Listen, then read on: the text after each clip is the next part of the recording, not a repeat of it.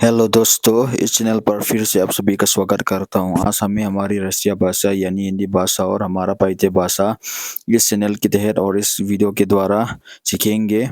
इसलिए इस वीडियो में बिना नज़रअंदाज करके इस वीडियो को अंत तक बने रहे।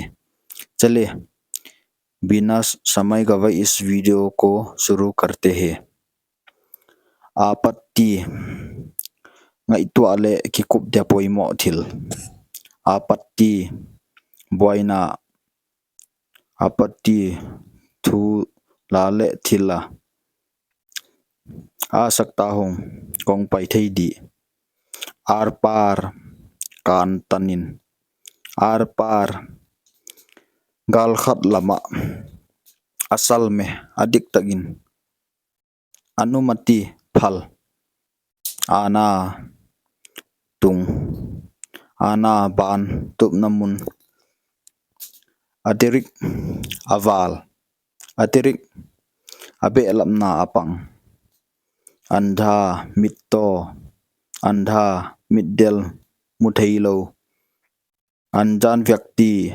thailo mi bahot tel bahot lua bahot mama भाग्यशाली वांग नहीं भाग्यशाली वांग फा बाट पाव बाट होलिम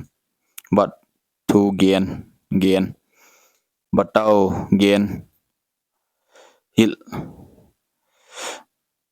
बताओ कंपाओ हियाम गेल थो हियामा हिल बेहस किना किसियल बाट खिदिन बाट nungin bet tu bet tobo watu bet bangyam tunga tobo watu bano hi in bat me dencha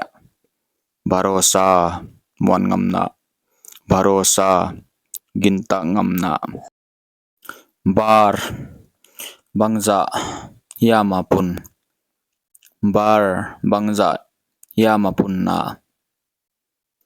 बनाओ बॉल बनाओ ही इन बहाने स्वानलम बहाने पावलम बहाने पंसन बस ही गई बस कितवक गई बातें करते हैं होली मही बोलता